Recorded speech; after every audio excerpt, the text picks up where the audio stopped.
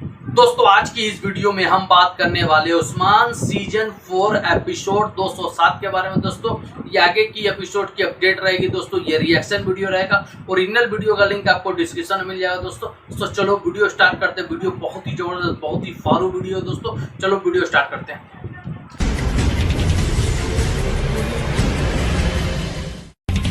के आगाज में हम देखेंगे कि रात के वक्त यीनी शहर में बुरान एक कमरे में तैयार हो रहा होता है और अपने बालों को कंघी दे रहा होता है। इस दौरान जरकुताए कमरे के दरवाजे को ठोकर मारते हुए कमरे के अंदर दाखिल होता है। यह देखकर बुरान कहता, इजाजत लेकर आओ भाई, इजाजत लेकर। कि उसके पीछे बाकी तमाम सिपाही भी कमरे के अंदर दाखिल होते हैं और सब लोग हैरत भरी निगाहों के साथ बुरान को देखते हैं। और फिर जरकुताए पूछता, खैरियत है भाई, तुम दुल्हे लग रहे हो या कोई ऐसी बात है जो हम नहीं जानते? जिस पर बुरान पूछता, कैसा दुल्हा भाई? दुल्हे तो तुम हो, और हाँ ताजा दुल्हा, तुम हर एक को अपने जैसा समझ रहे हो। ये सुनकर कोनूर कहता है, नहीं भाई तुम वाकई मुख्तलिफ लग रहे हो। जरकुताए ठीक कह रहा है। जिस पर बुरान पूछता, भाई तुम लोग क्या चाहते हो, मैं फटे कपड़े पहनकर बाहर निकल जाऊं? हाँ कोनूर। इस पर गरबूज कहता है, बिल्कुल नहीं, तुम्हें अपना ख्याल रखना चाहिए, तुम एक खूबसूरत आदमी हो, तुम्हारी शादी किसी खान की बेटी से होनी चाहिए। जरकुताए कोनूर और गरबूज की बातें सुनकर बुरान अपने जज्बात को बामुश्किल छुपा रहा होता है। और फिर जरकुताए कहता है, अगर कहो तो मैं तुम्हें मंगोली जबान सिखा देता हूँ बुरान, तुम्हें इसकी जरूरत पेश आ सकती है। यह सुनकर बुरान हंसता है और कहता है, भाई तुम अच्छा मजाक कर लेते हो, चलो सरदार मुंतजर हैं, चलो। और बाहर रवाना होने लगता है तो कुनूर कहता, सरदार तो हमारा इंतजार कर रहे हैं, लगता है तुम्हारा कोई और इंतजार कर रहा है। यह सुनकर बुरान मुस्कुराता है और कहता है, अच्छा मजाक कर लेते हो भाई। और फिर जरकुताए कहता, एतराफ कर लो। जिस पर बुरान कहता, चलो जरकुताए हटो, चलो। और बाहर जाने लगता है, लेकिन जरकुताए और कोनूर उसका रास्ता रोके हुए होते हैं। लेकिन बुरान जबरदस्ती बाहर आ जाता है। और फिर गरबूज पीछे आकर कहता, भाई तुम हमें नहीं बताओगे कि किस तरह तुमने असरीगुन खातून को बचाया? ये सुनकर बुरान कहता है, भाइयों तुम्हारी बातें सुनने से बेहतर है मैं कारा एबे से डंडे खा लूं। इस पर जरकुताए कहता, आह नहीं, वो बहुत बुरा लगता है। और फिर बुरान कहता है, चलो सरदार मुंतजर हैं। और वहां से रवाना होने लगता है। और जैसे ही थोड़ा आगे आता है तो देखता है तो सामने से असरीगुन खातून आ रही होती है। असरीगुन को देखकर बुरान एकदम रुक जाता है और थोड़ा आगे आता है तो असरीगुन खातून भी बुरान के पास आकर खड़ी हो जाती है। और फिर जरकुताए वहां से गुजरते हुए कहता है, भाई हम दीवान में जा रहे हैं, तुम भी आ जाओ। और फिर इस तरह गरबूज भी बुरान के आगे से गुजरते हुए कहता है, भाई हम दीवान में जा रहे हैं, तुम भी आ जाओ। और इसी तरह कोनूर भी बुरान के सामने से गुजरते हुए कहता, भाई हम दीवान में जा रहे हैं, सरदार मुंतजर हैं, आ जाओ। और सब वहां से रवाना हो जाते हैं। और फिर पीछे से असरीगुन बुरान से पूछती है, तुम्हारा जख्म कैसा है बुरान आल्प? जिस पर बुरान कहता है, मैं ठीक हूँ, अल्लाह का शुक्र है, मैंने इससे बुरे दिन देख रखे हैं असरीगुन खातून। जिस पर असरीगुन कहती है, मैं इन हंगामों के दरमियान तुम्हारा शुक्रिया अदा नहीं कर सकी। यह सुनकर बुरान कहता है, अस्तगफिरुल्लाह असरीगुन खातून, मैंने बस अपना फर्ज निभाया। इस पर असरीगुन कहती है, नहीं तुमने फर्ज से ज्यादा किया, मुझ पर जान का कर्ज है। यह सुनकर बुरान कहता है, नहीं असरीगुन खातून नहीं, आप पर मेरा कोई कर्ज नहीं है, जो फर्ज मुझे सौंपा गया था वो मैंने निभाया। और फिर असरीगुन कहती है, यह तुम्हारा है, और एक खंजर निकाल कर बुरान को देती है। यह देखकर बुरान आसपास देखता है और कहता है, नहीं असरीगुन खातून, मैं ये कबूल नहीं कर सकता। जिस पर असरीगुन कहती है, यह तोहफा है बुरान अल्प, तोहफे से इनकार नहीं किया जा सकता। यह सुनकर बुरान वो तोहफा ले लेता है और उस कपड़े को जैसे ही खोलता है तो उसमें खूबसूरत खंजर होता है। इसे देखकर बुरान कहता है, ए वल्ला जीती रहें। और उस खंजर को निकाल कर देखता है। और फिर असरीगुन कहती है, तुमने मेरी हिफाजत की, मुझे उम्मीद है ये तुम्हारी हिफाजत करेगा। जिसे देखकर बुरान बहुत ज्यादा खुश हो रहा होता है और शर्मा भी रहा होता है। और फिर कहता है, सरदार मेरे मुंतजिर हैं, मुझे जाना पड़ेगा, जीती रहें, जीती रहें। और ये कहकर वहां से रवाना हो जाता है।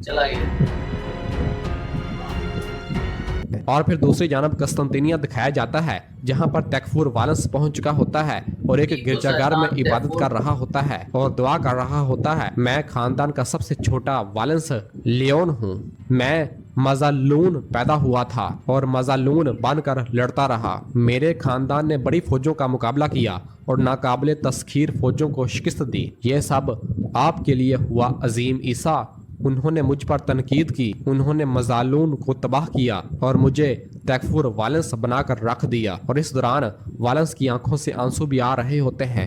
और फिर वालंस राहब से कहता है, राहब मैं दोबारा बपतिस्मा लेना चाहता हूँ। कमांडर मजालून के तौर पर मैं दोबारा से जिंदा होना चाहता हूँ। ये सुनकर राहब वालेंस के पास आता है तो वालेंस खड़ा हो जाता है।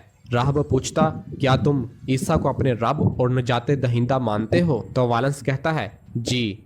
और फिर राहब कहता, ये मुकद्दस पानी तुम्हें दोबारा जिंदा कर देगा मजालून, और पानी के छिंटे वालेंस के ऊपर फेंकता है और कहता है, मैं तुम्हें अजीम ईसा और मुकद्दस रूह के नाम पर बपतिस्मा देता हूँ। और रस्म पूरी करने के बाद कहता है, आमीन। और फिर वालेंस कहता, अजीम ईसा मुझे दोबारा जिंदा करें, मुझे दोबारा जिंदा करें ताकि मैं तुर्कों के खून की नदियां बहाऊं। और फिर अपने बाजू फैलाते हुए कहता है, मैं दोबारा पैदा हो रहा हूँ, मैं दोबारा पैदा हो रहा हूँ। और फिर इधर यीनी शहर में मलहून खातून अपनी बेटी फातिमा के पास बैठी हुई होती है और उससे कह रही होती है, मेरी प्यारी बेटी, मेरी आंखों की शान, अगर तुम्हें कुछ हो जाता तो मैं क्या करती है? क्या मैं जिंदा रह पाती? जिस पर फातिमा कहती है, तो क्या होता, नया भाई आ तो रहा है, और मेरे जूते कहाँ हैं? वो आपने फेंक नहीं दिए? ये सुनकर मलहून कहती है, बिल्कुल भी नहीं। कि इस दौरान उस्मान साहब फातिमा के लिए नए जूते लेकर कमरे के अंदर दाखिल होते हैं और कहते हैं, या फिर इनकी बात कर रही हो? फातिमा कहती, हाँ, इन्हीं की बात कर रही हूँ उस्मान साहब। क्या आपने छत से उतारे हैं? इस पर उस्मान साहब कहते हैं, नहीं, बिल्कुल नहीं, मैंने ये तुम्हारे लिए बनाए हैं, लेकिन अगर तुम मेरे साथ खाने पर नहीं आओगी मैं ये तुम्हें नहीं दूंगा। और वो जूते जमीन पर रख देते हैं। तो फातिमा उन जूतों को देखती है और कहती है, ठीक है, जब मेरा भाई बड़ा होगा तो वो ये पहनेगा और मुझे भूख भी नहीं लगी। ये सुनकर उस्मान साहब कहते हैं, देखो तो सही इसे। और फिर मलहून फातिमा से कहती है, बाप बेटी बातें करो, मैं खाना लगाती हूँ, शायद तब तक फातिमा को भूख लग जाए। और फिर मलहून कमरे से रवाना हो जाती है। तो पीछे से उस्मान साहब भी थोड़ी देर खामोश रहते हैं और फातिमा नए जूतों की जानब देखती है तो उसका दिल पिघल जाता है और फिर उस्मान साहब के पास आकर बैठ जाती है। उस्मान साहब कहते हैं, आह मेरी प्यारी बेटी, इधर देखो, तुम्हें कुछ हो जाता तो, अगर मैं तुम्हें दोबारा ना देख पाता तो मैं क्या करता, बताओ? फातिमा कहती, आप वैसे कब मुझे देखते हैं उस्मान साहब? अपने सिपाहियों को देखते हैं, दुश्मनों को भी हमसे ज्यादा देखते हैं, या जंगों पर होते हैं या जंगों की तैयारियों पर। क्या हमेशा उस्मान साहब रहेंगे या हमारे बाबा भी बनकर दिखाएंगे? और रोने लग जाती है। तो उस्मान साहब फातिमा को सीने से लगाते हैं और कहते हैं, इधर आओ मेरी बेटी, मैं तुम्हारा बाबा हूँ, यकीनन बाबा हूँ। जब वक्त आएगा तो उस्मान साहब बनूंगा और जब वक्त आएगा तो सरदार बाबा बनूंगा। इस पर फातिमा रोते हुए कहती है, मैं बहुत डर गई थी बाबा, बहुत डर गई थी। और अपने बाबा के सीने से लग जाती है और कहती है, मैं अपने बाबा को पास देखना चाहती हूँ। तो उस्मान साहब कहते हैं, प्यारी प्यारी, तुम जानती हो मैं तुम्हें ज्यादा वक्त नहीं देख पाता ताकि तुम्हारे बच्चे एक अजीम रियासत में पैदा हों, वरना मैं हमेशा तुम्हें ही देखना चाहता हूँ। लेकिन तुम्हें ये जानने की जरूरत है कि हम अपने लिए नहीं जीते, हमारा मकसद अलाए कलमतुल्लाह है, हमारा मकसद उम्मत का मकसद है। इसी वजह से हमारे दिलों में घर वालों और बच्चों की हसरत रहती है और ये हमारा बहुत बड़ा इम्तिहान है। तो फातिमा पूछती, आपको हम याद आते हैं? ये सुनते उस्मान साहब फातिमा को फिर सीने से लगा लेते हैं और कहते हैं, यकीनन बहुत याद आते हो, यकीनन बहुत याद आते हो। और फिर कहते हैं, लेकिन मुझे लगता है कि तुम मुझे याद नहीं करती, अगर तुम मुझे याद करती तो मेरे साथ खाना खाने चलती। ये सुनकर फातिमा जूतों की जानब देखने लग जाती है और फिर उसे उठा लेती है और उसे पहनना शुरू कर देती है और दोनों जूतों को पहनकर खड़ी हो जाती है और कहती है, चलें, इससे पहले कि खाना ठंडा हो जाए सरदार बाबा। ये सुनकर उस्मान साहब कहते, और मेरी प्यारी बेटी, ये हुई ना बात। और उन्हें गले से लगाते हैं और सब खाना खाने के लिए रवाना होते हैं। और फिर इधर सरदारी कमरे में सब लोग खाने के दस्तरखान पर बैठे हुए होते हैं और उस्मान साहब का इंतजार कर रहे होते हैं। और मलहून कहती है, आह मेरी फातिमा, अब वो अपने बाबा की मौजूदगी का खूब फायदा उठा रही है। तो आयशा कहती, क्यों नहीं उठाएगी? तुम्हें नहीं याद हलीमा की पैदाइश से पहले इसने क्या कारनामा सर अंजाम दिया था? इस पर बाला कहती है, मैं कैसे भूल सकती हूँ, लेकिन हलीमा को देखते ही वो रुक गई, वो अच्छी लड़की है ना हलीमा? और फिर असरीन कहती है, बहुत खूबसूरत है माशाल्लाह, इसका नसीब भी अच्छा हो। तो बाला कहती, आमीन। और सब कहते हैं, आमीन। असरीन की बातें सुनकर बुरान अंदर ही अंदर से हंस रहा होता है और जारकुताई और काराएबे मुसलसल बुरान की जानब देख रहे होते हैं। और फिर काराएबे असरीन से कहती है, आपका भी दिन आएगा असरीन खातून, लेकिन आपको जल्दी करनी चाहिए। और फिर कोनूर कहता है, हमारे भाई कल तक ठीक होंगे, है ना काराएबे? तो जारकुताई कहता है, मेरी अम्मा ने खुद अपने हाथों से इनके लिए शोरबा बनाया है, वो कैसे ठीक नहीं होंगे?